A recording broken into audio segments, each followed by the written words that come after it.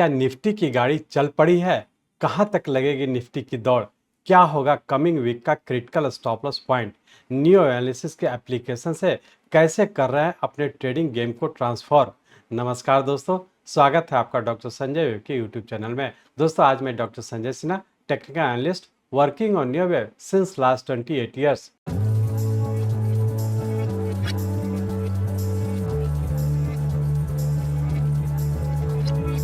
Start करने से पहले मैं समझता हूं कि आप लोग निश्चित रूप से डिस्क्लेमर को अच्छे से देखकर पढ़कर समझ लिए होंगे। इस चैनल पर दिए गए सभी कंटेंट एजुकेशनल पर्पस से बनाए गए हैं और इसका उद्देश्य किसी भी प्रकार की एडवाइस या रिकमेंडेशन करना नहीं है। हम सेबी रजिस्टर्ड फिनेंशियल एडवाइजर नहीं है, इसलिए हम आपको स्ट्रिक्टली सलाह देते हैं कि अपने प्रोफेशनल के कंसल्टेशन के बिना आप कोई भी डिसीजन, फिनेंशियल इन्वेस्टमेंट, ट्रेडिंग या कुछ भी ना करें। कुछ भी प्रॉफिट या लॉस होता है तो उसके लिए रिस्पॉन्सिबल आप खुद होंगे। निफ्टी पे चल रहे राइज को समझने के लिए आपके लिए विशेष रूप से तैयार किया गया है यह वीडियो। अपनी Nifty trading and investment ability को बढ़ाने के लिए न्यू एनालिसिस और इलियट वेब थ्योरी का सिंपल वे में अंडरस्टैंडिंग प्राप्त करें। अपनी एंट्रीज और एग्जिट्स के टाइमिंग को निर्धारित करने की कला में महारत हासिल करें। निफ्टी में ट्रेडिंग करते समय अपनी कैपिटल की सुरक्षा के लिए एक डिसिप्लिन्ड रिस्क मैनेजमेंट प्लान लागू करें। कंट्रोल रिस्क के लिए स्टॉप लॉस लेवल निर्धारित करने के महत्व को समझें। निफ्टी वेरी शॉर्ट टर्म में ऊपर कंटिन्यू है। हम लोअर स्टार्टिंग लेवल फॉलो करते हुए ऊपर की ओर बढ़ने पर जोर देते हैं। निफ्टी ट्रेडिंग एंड इन्वेस्टमेंट में एक्सेसिव एग्रेसिव न होने के महत्व को समझें। जाने कि कैसे कॉशस अप्रोच से लॉन्ग टर्म सक्सेस मिल सकती है। हमारे सब्सक्राइबर के रूप में जुड़कर आप लगातार एक्सक्लूसिव कंटेंट, रिसोर्सेज और ट्रेडिंग टूल्स का एक्सेस प्राप्त करें।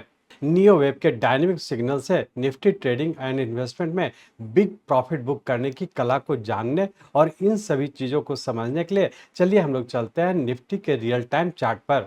यह निफ्टी का हम लोग का डेली चार्ट है। इस डेली चार्ट में हम लोग देख रहे हैं कि हम लोग का 26 अक्टूबर 2023 को एक करेक्शन पूरा करके और ऊपर राइजिंग ट्रेंड में इंटर कर चुके थे। और इसी राइजिंग ट्रेंड के तहत हम लोग का 16 जनवरी 2024 को थर्ड वेव पूरा करने का और इस पॉइंट पर हम लोग का फोर्थ वेव कंप्लीट किया, जो कि 24 जनवरी 2024 को कंप्लीट करने का। और यहाँ से हम लोग फिफ्थ वेव के फॉर्म में ऊपर कंटिन्यू किए हैं। इस फिफ्थ वेव के सबऑर्डिनेट वेव को एनालाइज कर रहे हैं तो देख रहे हैं कि यहाँ पे हम लोग का ऊपर का 1, 2, 3, 4, 5, 6, 7, 8 और 9th वेव के फॉर्म में हम लोग ऊपर कंटिन्यू है। अब हम लोग ये देखने की कोशिश करेंगे कि इसका सभी सबऑर्डिनेट वेव किस पैटर्न में है और आने वाले समय क्या होने की संभावना है। अब इस डेली चार्ट को हम लोग कन्वर्ट करते हैं आवरली चार्ट में और सिर्फ ये एनालाइज करने की कोशिश करेंगे कि 24 जनवरी 2024 से जो राइजिंग ट्रेंड में इंटर किया, जो कि शॉर्ट टर्म के हम लोग का राइजिंग ट्रेंड में है और वेरी शॉर्ट टर्म के भी राइजिंग ट्रेंड में है और इसके सभी वेव किस सबऑर्डिनेट वेव में डिवाइड होकर के ऊपर कट किए हैं। तो अब इस डेली चार्ट को कन्वर्ट करते हैं आवरली चार्ट में।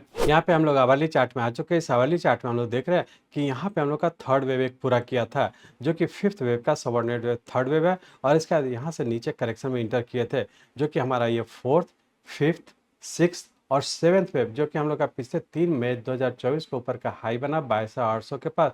यहाँ पे हम लोग का सेवंथ वेव कंप्लीट किया और इसके यहाँ पे हम लोग एट्थ वेव के फॉर्म में नीचे कंटिन्यू किए।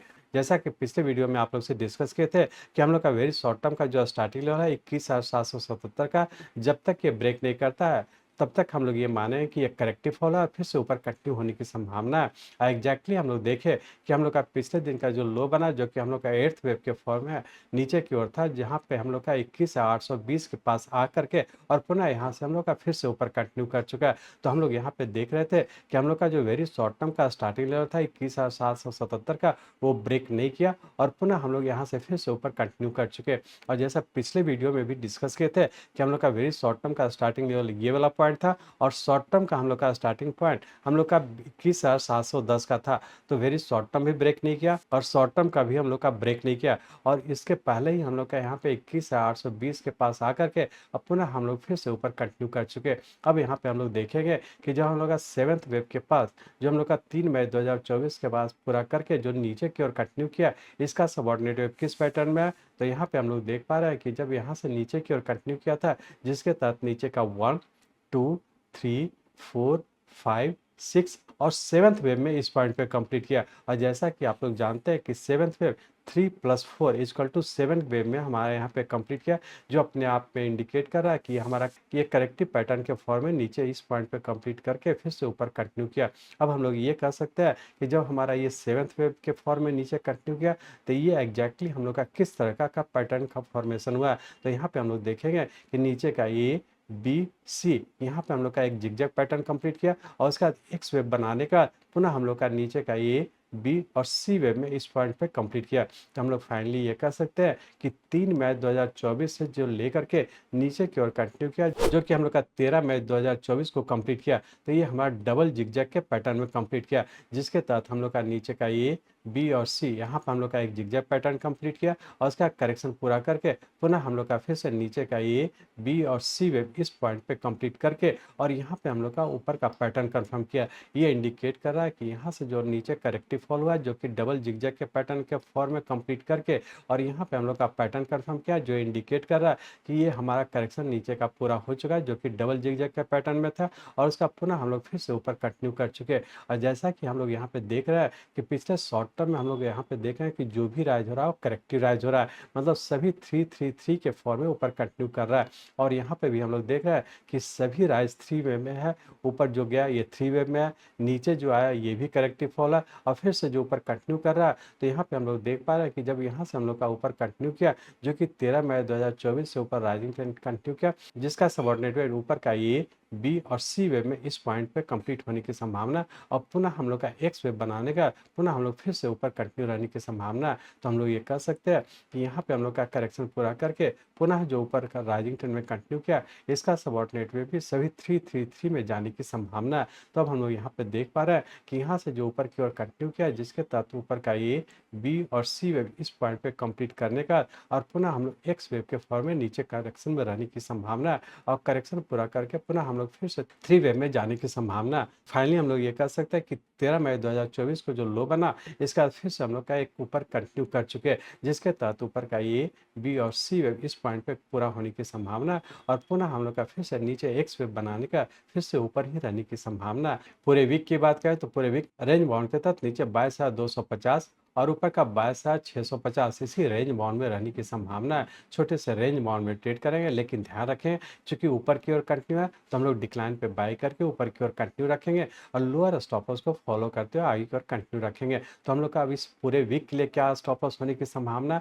तो जैसा कि आप लोग जानते हैं कि यदि हम लोग का ये करेक्टिव राइज करता तो ऊपर का एक जिगजैग का पैटर्न बना, तो ये जिगजैग का ये जो लोएस्ट पॉइंट है, जो कि बी वेव का लोएस्ट पॉइंट है, इससे नीचे नहीं आना चाहिए। तो हमारा इस वीक के लिए जो लोअर स्टार्टिंग लेवल होगा वो हमारा 20,050 का होगा। इसी स्टार्टिंग लेवल को फॉलो करते हुए हम लोग आगे की ओर कंटिन्यू रखेंगे। पूरे वीक के लिए हमारा लोअर स्टार्टिंग लेवल 22,050 का होगा। इसी स्टार्टिंग लेवल को फॉलो करते जब भी नीचे आता है डिक्लाइन पे बाई करके ऊपर के लेवल पर प्रॉफिट बुक करेंगे। ऊपर का एक जिगजैग पैटर्न कंप्लीट करके करेक्शन में एक्स वेव के फॉर्म में नीचे आ सकता है और पुनः हम लोग फिर से ऊपर कंटिन्यू होने की संभावना है। तो स्टार्टिंग लेवल को फॉलो करते हम लोग आगे की ओर कंटिन्यू रखेंगे।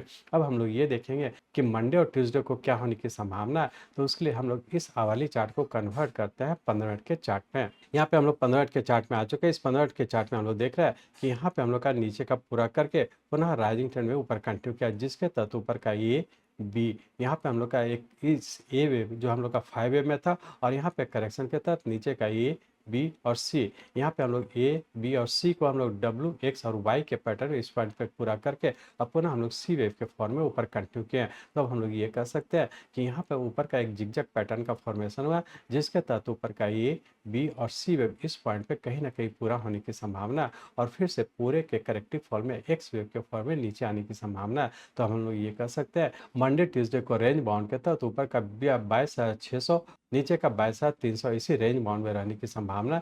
लेकिन मंडे ट्यूसडे के लिए भी हमारा जो लोअर स्टार्टिंग लेवल होगा वो 22,050 का होगा। इसी स्टार्टिंग लेवल को फॉलो करते हैं हम लोग इंटरडे में डिक्लाइन पे बाई करके ऊपर के लेवल पर प्रॉफिट बुक करें, होल्ड करते हैं तो लोअर स्टॉप लॉस को फॉलो करते हुए आगे की ओर कंटिन्यू रखेंगे।